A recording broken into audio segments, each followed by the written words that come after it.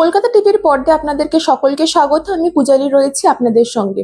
ইতিমধ্যে আমরা জেনেছি আজ উত্তরবঙ্গে সফরে গেছিলেন মাননীয় মুখ্যমন্ত্রী শুভেন্দু অধিকারী। জানা যাচ্ছে সিকিম ধসের ঘটনায় যেই সব নিহত পশ্চিমবঙ্গ বাসিন্দারা নিহত হয়েছে তাদের পরিবারের সঙ্গে ইতিমধ্যে দেখা করেছেন মাননীয় মুখ্যমন্ত্রী শুভেন্দু অধিকারী।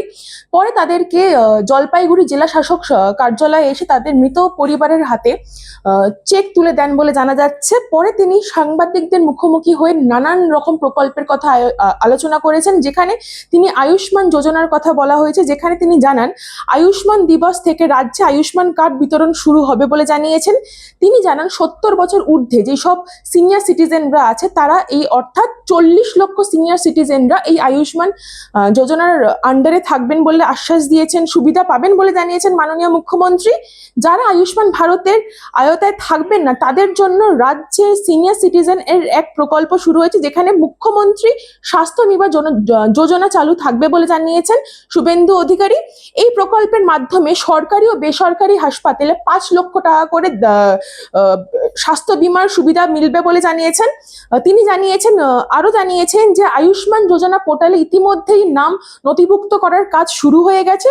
তিনি এই প্রকল্পের কথা জানিয়েছেন। পাশাপাশি তিনি জানান আয়ুষ্মান যোজনার পোর্টালে নাম নথিভুক্ত করার পাশাপাশি তিনি জানান এই প্রক্রিয়া সম্পূর্ণ না হওয়া পর্যন্ত স্বাস্থ্যসাথী অর্থাৎ স্বাস্থ্যসাথী যেটা আগের সরকার যেই প্রকল্প তুলে ধরেছিল সাধারণ মানুষদের ওপর, সেই স্বাস্থ্যসাথী এখনো অবধি চালু থাকবে বলে জানিয়েছেন।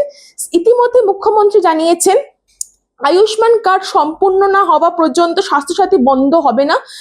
বেসরকারি হাসপাতাল হোক বা বেসরকারি হাসপাতাল হোক, দু হাসপাতালেই স্বাস্থ্যসাথী চালু থাকবে। সিকিম নির্মাণ সুড়ঙ্গ দুর্ঘটনায় নিহতদের পরিবারকে ইতিমধ্যেই 21 লক্ষ টাকা করে দিয়েছেন মাননীয় মুখ্যমন্ত্রী শুভেন্দু অধিকারী।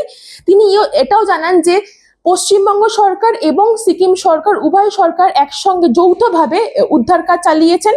তিনি পরে জানান যে মৃতদের পরিবারকে অর্থাৎ 7 জনকে হোমগার্ডের চাকরি দেওয়া হয়েছে বলে জানিয়েছেন। এদিন মুখ্যমন্ত্রী এটাও জানিয়েছেন পরিযায়ী শ্রমিকদের রাজ্যে ফিরে এসে জব কার্ড করার আহ্বান জানান মাননীয় মুখ্যমন্ত্রী। এই সব তথ্যের দিকে নজর রাখতে চোখ রাখবো কলকাতা টিভির পর্দায় রাত দিন 7 দিন।